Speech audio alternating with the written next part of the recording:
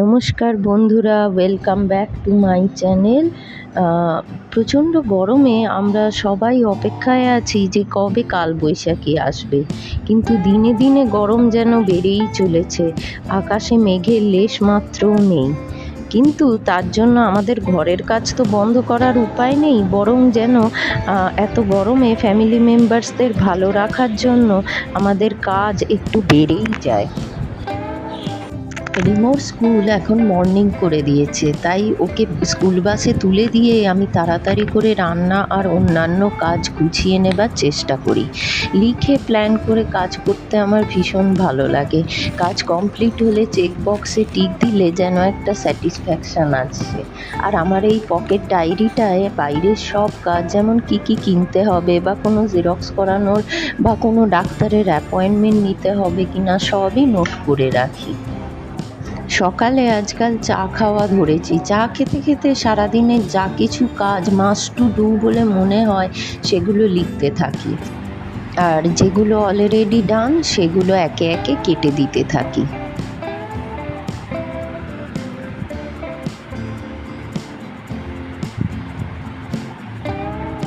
Toilet ক্লিনারের বোতলগুলো খালি হয়ে গিয়েছিল। আমি একেবারে 5 লিটারের টয়লেট ক্লিনার কিনে রাখি। খালি টয়লেট ক্লিনারের ছোট বোতলগুলো রিফিল করে রাখলাম। এভাবে 5 লিটার একসাথে কিনলে অনেক টাকা সাশ্রয় হয়।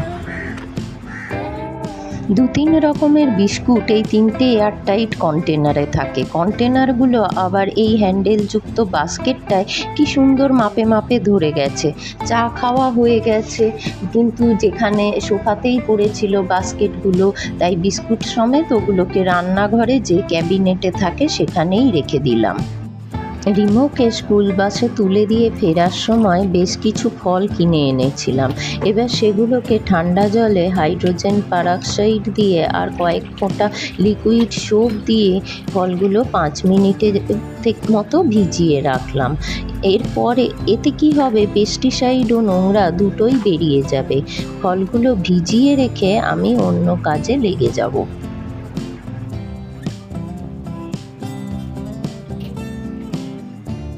রোজ আমি এরকম 1 বালতি জলে কয়েক ফোঁটা ডিশওয়াশার মিশিয়ে আর একটা মাইক্রোফাইবার ক্লথ রেডি করে রাখি।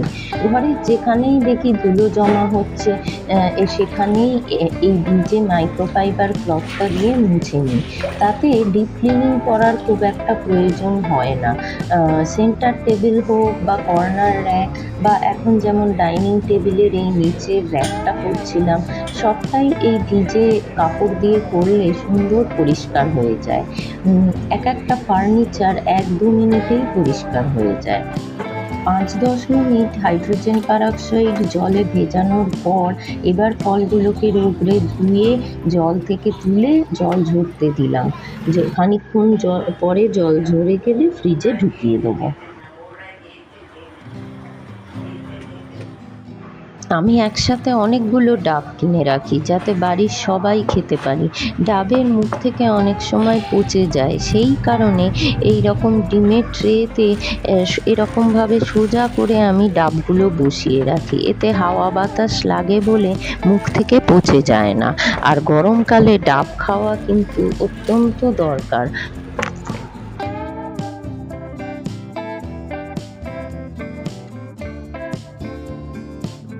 অনেক দিন ধরেই একটা ছোট স্কোয়ার ডাস্টবিন কিনবো বলে খুঁজছিলাম। তারপর হঠাৎ মাথায় এলো এরকম স্কোয়ার কন্টেনার তো আনইউজড অবস্থায় আমার বাঙ্কেই পড়ে আছে।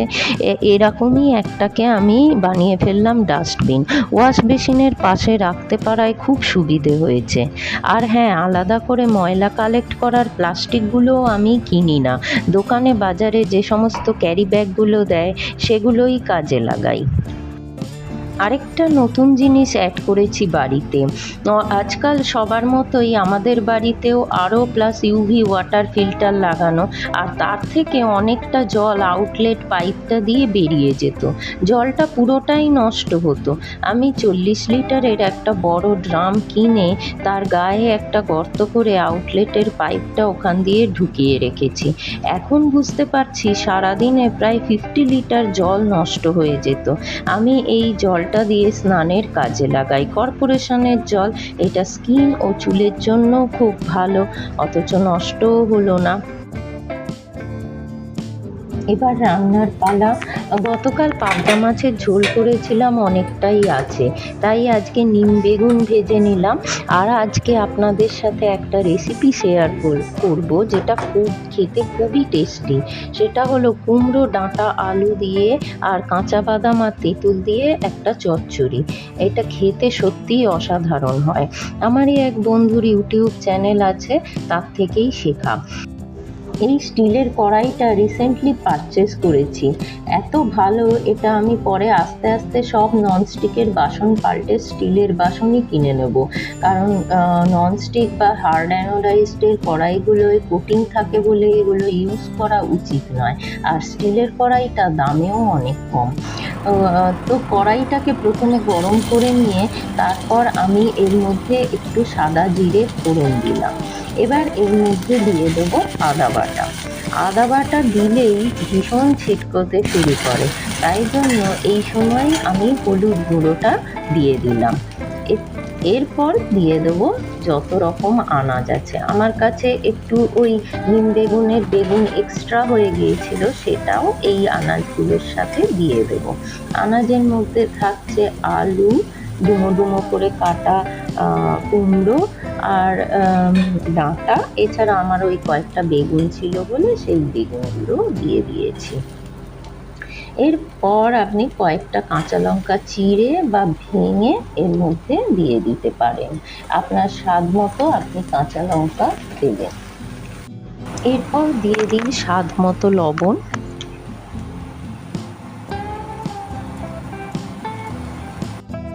এরপর কয়েকটা কাঁচা বাদাম নিয়ে নিন।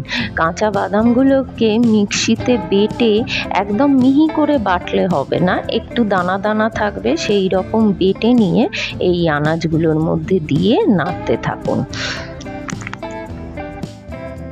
এরপর দেব আসল ইনগ্রিডিয়েন্ট, একটু পাকা তেঁতুল, খানিকটা পাকা তেঁতুল একটু জলে গুলে সেই কাঠটা অ্যাড করে দিতে হবে। এতেই আপনার টেস্টটা দারুণ ফাটাফাটি এসে যাবে, একটু টক টক ঝাল ঝাল মিষ্টি মিষ্টি দারুণ লাগবে। আবার খানিকক্ষণ নাড়াচাড়ার পর আনাজগুলো সেদ্ধ হবার মতো জল অ্যাড করে তাতে দিয়ে দিতে হবে স্বাদ মতো চিনি। আমি ব্রাউন সুগার ব্যবহার করেছি। এরপর ঢাকনা চাপা দিয়ে আনাজগুলো সেদ্ধ হতে দিতে হবে। এভাবেই তৈরি হয়ে যাবে ডাঁটা আলু চচ্চড়ি। আপনারা কেউ ট্রাই করলে আমাকে লিখে জানাবেন কেমন ভালো খেতে হয়েছিল। ঢাকনা চাপা দিয়ে আমি অন্য কাজ করতে চলে গিয়েছিলাম। তারপরে আমি এসে দেখলাম যে এটা সেদ্ধ হয়ে গেছে। এটা গা মাখা মাখা হয়, জলটা শুকিয়ে যাবে যতক্ষণে আনাজগুলো সেদ্ধ হয়ে যাবে। রান্না করতে করতেই আমি চলে গিয়েছিলাম আয়রনিং করতে। অনেকগুলো আয়রনিংয়ের জামা কাপড় জমে গিয়েছিল। তো কাজকে খুব ছোট ছোট ভাগে ভাগ করে নিলে সেগুলো খুব কম সময়েই হয়ে যায়, আর এতে আমাদের কনফিডেন্স লেভেলও অনেকটা বেড়ে যায়। আর তখন একটার পর আরেকটা কাজ করতে কোনো ক্লান্তি আসে না। যেমন এতগুলো আয়রনিং করতে হবে ভাবলেই ভয় লাগে। আমি মনকে সান্ত্বনা দিই যে আমি একটাই করব, পরেরটা না হয় না হবে, তারপর আরেকটা, এভাবে করতে করতে কখন যে সব কটাই হয়ে গেল বোঝাই যায় না। তো মনই শত্রু, আবার মনই আমাদের বন্ধু। কুড়েমি যাতে চেপে না বসে সেই জন্য নানাভাবে মনকে ফাঁকি দিয়ে আমি কাজ করি। 2 মিনিটের বা 5 মিনিটের টাস্ক দিয়ে মনকে বোঝাই মাত্র তো 5 মিনিটের কাজ। এভাবেই সব কাজ একসময় শেষ হয়ে যায়। তো আজকের মতো এটুকুই। আবার পরবর্তী কিছু টিপস নিয়ে খুব তাড়াতাড়ি ফিরে আসবো। সবাই ভালো থাকবেন। রিমোকে আনতে যাই। টাটা।